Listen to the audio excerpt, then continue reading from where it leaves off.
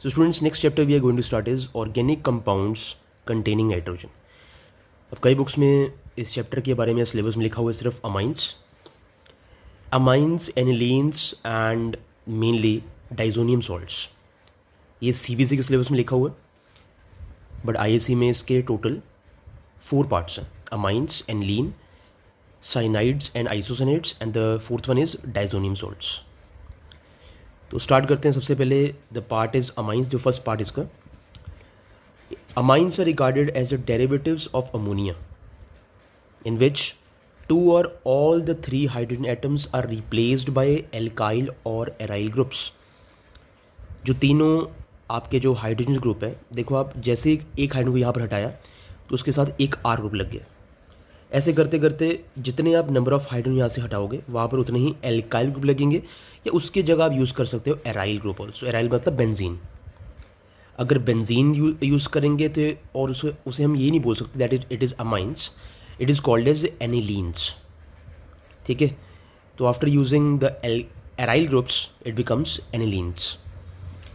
Structure of amines have the trigonal bipyramidal shape and the bond angles are very close to 109.5 degree, but trimethyl amine is 108 degree. तो वैसे तो exam में questions वगैरह नहीं आए हुए हैं, बट कुछ नहीं पता होता कई बार. It is the paper is unpredictable and ये आपको हर एक पॉइंट याद करना पड़ता है. उसके बाद अगर हम करें क्लासिफिकेशन ऑफ अमाइंस को, amines are classified as primary, 1 degree, secondary and tertiary depending upon the number of the hydrogen atoms substituted by alkyl or aryl groups in the ammonia molecule. जैसे कि आप देख पा रहे हो, अगर यहाँ पर आपका N ग्रुप के साथ सिर्फ एक R ग्रुप लगा हुआ है, ये 1 degree होगा. अगर 2 R ग्रुप लगे हुए हैं, ये 2 degree होगा. अगर उसी नाइट्रोजन के साथ आपके 3 R ग्रुप लगे हुए हैं तो वो 3 degree होगा. Besides, amines can also be classified as aliphatic and aromatic amines. उसके बाद अगर हम प्रिपरेशन की बात करें, RNO2 group plus 3 hydrogen in the presence of the reducing agents that is Raney nickel, platinum या प्लेडियम यूज़ करते हैं at room temperature. So nitro से आपका बनता है NH2 ग्रुप.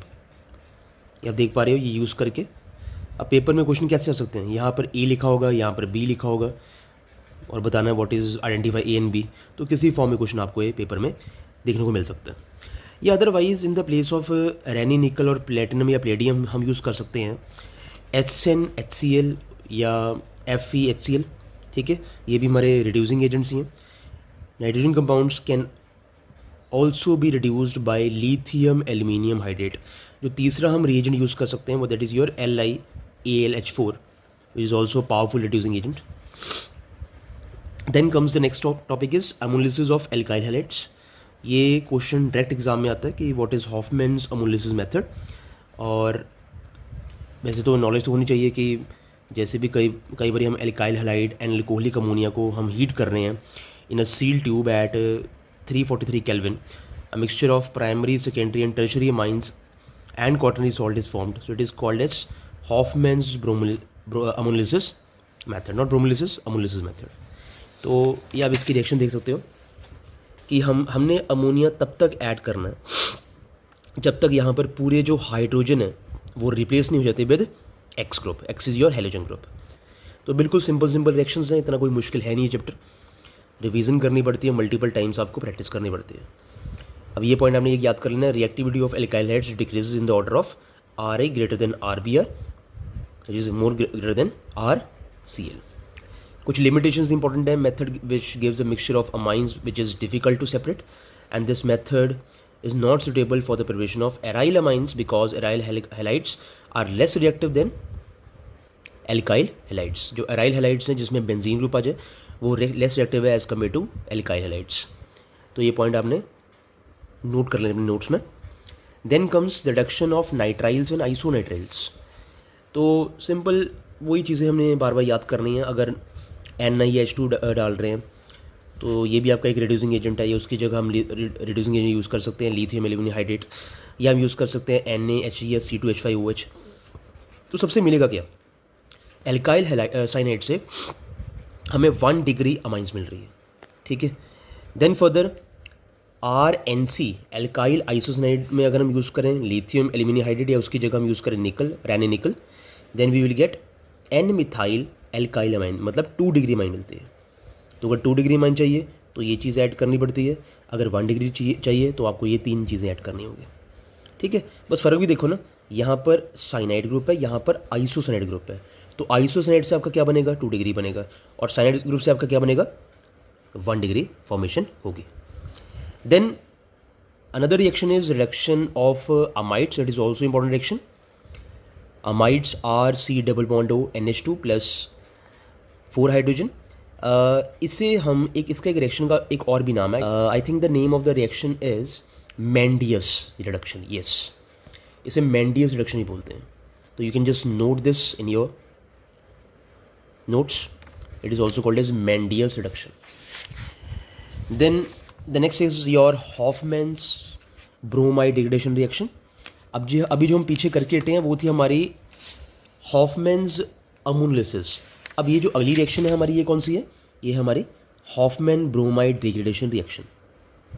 ठीक है, तो ये भी बेटा आपने लर्न कर लेनी है। इसमें मेनली आपकी फॉर्मेशन होती है थाइलमाइन के, जब हम किसी प्रोपामाइड में फर्दर KH ऐड करते हैं Ba2 की प्रेजेंस में, एक तो अमाइन ग्रुप बनेगा, K2CO3 बाहर निकलेगा, KBr बाहर निकलेगा पानी। देखो इसमें ना हाइड्रोजन वाटर भी बाहर निकल रहा है, और आपका जो ग्रुप है कौन सा हेलोजन, वो भी अब देखो आपका बाहर निकल रहा है, KBr और H2 दोनों बाहर निकल रहे हैं। तो कई बार ये भी लिखा हो सकता है व्हाट इज़ डी हाइड्रोहेलोजिनेशन। आपको याद होगा उसमें भी हम यही देखते थे कि पानी और हेलोजन ग्रुप बाहर निकलना चाहिए। Then another reaction is very important for the paper, Gabriel phthalimide synthesis. ठीक है, इसकी थ्योरी पार्ट को प्रॉपर्ली पढ़ना है, बट मेन जो रिएक्शन है जो आपने पेपर में लिख के आनी है वही वाली है। या देख पा रहे हो NH की, यहाँ पर NH में H की जगह K ग्रुप लग गया, फिर फर्दर K की जगह आपका जब हमने CH3 डाला तो क्या ग्रुप लगा, N मिथाइल फिथैलामाइड। फिर फर्दर इसमें आपने पानी डाला और साथ में H+ डाला, इसको इसे बोलते हैं हाइड्रोलिसिस। तो इस पूरा ग्रुप की जगह आपका लग गया COH एंड COH, और ये जो मिथाइलामाइन आपका बाहर निकल गया। तो एग्ज़ाम में कुछ भी आ सकता है कि फिथैलामाइड से आपने मिथाइलामाइड कैसे तैयार करनी है, तो ऐसे स्टेप्स वाइज आपको याद करना पड़ेगा हर एक पॉइंट। मैं बार बार ये बोल रहा हूँ कि प्रैक्टिस के साथ आपको ऑर्गेनिक केमिस्ट्री आएगी, ऐसे नहीं आने वाली। यदि रिएक्शंस की प्रैक्टिस करोगे, उनको लर्न करोगे, तभी आपको आएगी। उसके बाद अल्कोहल से हम कैसे बनाते हैं अमाइंस, ये बताया हुआ है। Mixture of ammonia alcohol is passed over heated Al2O3 at 633 kelvin. Temperature याद नहीं है तो हीटिंग का साइन डाल देना, तो टेम्परेचर का बारे में याद ही रखो जो पॉइंट्स हैं। Mixture of aliphatic 1 degree 2 degree and 3 degree amines is formed. Then physical properties की बात करें, ये भी सारी इंपॉर्टेंट है आपकी। Aliphatic amines with less than 3 carbon atoms are regarded as gases. Carbon atoms are gases, and those with the 3 or more carbon atoms are liquids, and further higher number of carbon atoms containing amines are solids.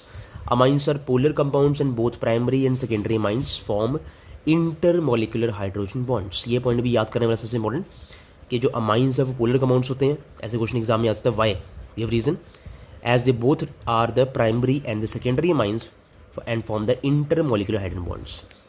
Further, they have high boiling points than those of alkenes, but lower than those of alcohols and comparable molecular weights.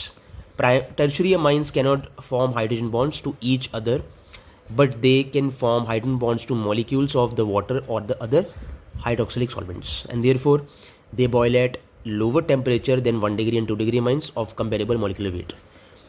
Almost all the alkyl anilinium chlorides, bromides, iodides and sulfates are soluble in water, and those primary, secondary or tertiary amines that are not soluble in water do dissolve in the dilute aqueous HCl, HBr, HI and H2SO4. तो almost ये सारे points आपने as it is उसको learn करना। You can just pause this video and you can continue with this reactions. So next part is our chemical reactions, chemical properties. First one is your basic character of the amines. So in this topic, all the points you have to remember it properly. Comparison of basic strength of aliphatic amines and ammonia. Aliphatic amines are stronger bases than ammonia, and the basic strength of amines in the aqueous solution is determined by the combined effects of inductive effect, steric factor and solvation of ions. तो बेटा हर एक part में आपने जो points यहाँ पर लिखे हुए आपने लर्न करने, जैसे कि ये फर्स्ट जो लिखा हुआ है एग्जाम्पल के तौर पे in methyl amines 2 degree greater than 1 degree greater than 3 degree greater than ammonia, the above order is due to the small alkyl group and there is no steric hindrance to the hydrogen bonding. यहाँ पर hydrogen bonding के साथ हमने steric hindrance को check नहीं करना है, यहाँ पर देखना है कि स्मॉलर ग्रुप्स के हिसाब से ये आपने डिग्री को याद करना है. 2 degree greater than 1 degree greater than 3 degree greater than ammonia. But in the case of alkyl group is bigger than CH3 group. अगर CH3 की जगह ग्रुप लिखा हुआ है C2H5 मतलब थोड़ा सा बड़ा ग्रुप है, so there will be a steric hindrance to the hydrogen bonding and the correct order of the basic strength of the ethyl amines aqueous solution will be 2 degree greater than 3 degree greater than 1 degree greater than ammonia. ठीक है. उसके बाद in gas phase where the solvent effect is missing, the basic strength will be 3 degree greater than 2 degree greater than 1 degree and greater than ammonia. Aromatic amines are less basic than the ammonia and the aliphatic amines because the lone pair of nitrogen atom in aniline gets involved in the resonance. Again, aniline is more stable than anilium ion.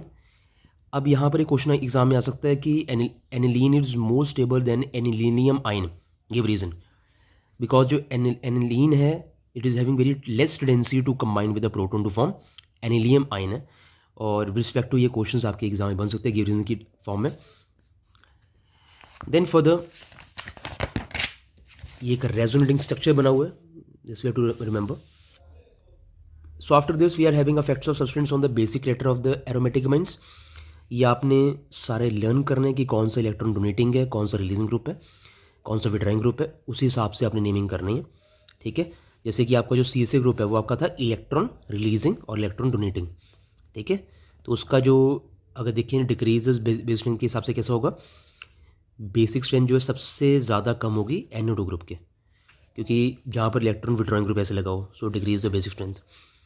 ठीक है. वैसे ही base weakening effect of electron withdrawing and base strengthening effect of the electron releasing group is more marked at para position and at meta positions.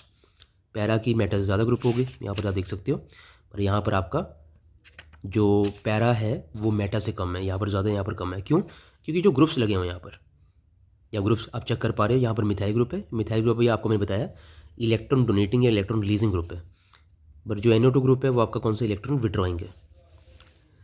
Every ortho substituted aniline is less basic than aniline due to the ortho effect. ये आप देख पा रहे हो CH3 group, ये value जो है इससे कम है, बिकॉज पता है हमें कि जो ऑर्थो सब्स्टिट्यूटेड एनिलीन है वो लेस बेसिक है than aniline due to the ortho effect. अगर ऑर्थो ग्रुप पे आ गया ग्रुप यहाँ पर CH3 ग्रुप कौन सा हमारा, it is your electron releasing groups, तो ऐसे ट्रेंड होगा. बट अगर NO2 के ग्रुप में केस में भी आता है तो ये भी हमारा ग्रुप ऐसे ही होगा. दोनों ही केस में every substituted aniline that is ortho group पे जो लगा हुआ है वो हमेशा लेस बेसिक होता है than aniline due to the ortho effect. ये पॉइंट्स आपने याद करने हैं. सिमिलरली अगर हम देखेंगे एक पैरा और मेटा के बीच में या ऑर्थो के बीच में, तो इसमें आप देख पा रहे हैं कि ऑर्थो जो ग्रुप है वो सबसे कम स्टेबल है, और सबसे ज़्यादा स्टेबल कौन सा आपका पैरा वाला, उससे कम मेटा, उससे कम एक सिंपल ग्रुप एनिलीन ग्रुप जो है, और लास्ट में सबसे कम होगा आपका ऑर्थो ग्रुप वाला, क्योंकि ऑर्थो इफेक्ट के कारण. देन फर्दर यहाँ पर आपका जो केमिकल जो प्रॉपर्टीज़ हैं उसका जो मेन पार्ट है जो एग्जाम में कई बार तंग करते हैं बच्चों को, वो ख़त्म होता है. इसके बाद कुछ रिएक्शंस आपने लर्न करनी है. एल्काइलेशन, वो ये दोबारा से RI ग्रुप हमने ऐड करना है, मतलब process of converting in 1 degree 2 degree amines into quaternary ammonium salt on treatment with excess of alkyl halide is called as exhaustive alkylation. वैसे तो एग्जाम में कभी क्वेश्चंस वगैरह आए नहीं यहाँ से, पर पेपर इज समटाइम्स अनप्रेडिक्टेबल, तो आपको ये सारा लर्न करना पड़ेगा. उसके बाद एसोलेशन में भी रिएक्शंस आपके, ये भी आप एक बार वीडियो को पॉज करके इनको प्रैक्टिस करो जितना हो सके. वेरी इंपॉर्टेंट रिएक्शन जिसे हम आइसोसाइनेट टेस्ट भी बोलते हैं, that is carpal amine reaction. ठीक है, ये आपने लर्न करनी है. वेरी इंपॉर्टेंट रिएक्शन जहाँ पर आपका क्या बनता है, एक फाउल स्मेल आती है एल्काइल आइसोसाइनेट के, RNC ग्रुप बनता है KCl, और साथ में वाटर भी बाहर निकल रहा है. तो इसे आप बोल सकते हो अपने फॉर्म में कि इसे डीहाइड्रोहाइड्रेशन भी कह सकते हो, क्योंकि हेलोजन ग्रुप भी बाहर निकल रहा है और साथ में पानी बाहर निकल रहा है। Then again one important action is reaction with nitrous acid, ये भी आपने प्रॉपरली इसको लर्न करना।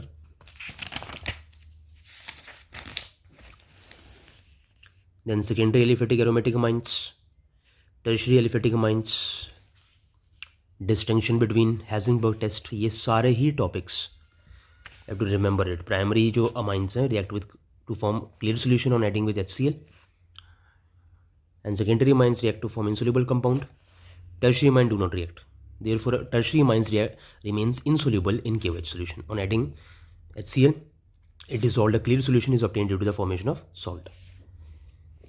तो ऑलमोस्ट ये था आपका टॉपिक अमाइंस। अगली वीडियो में हम करेंगे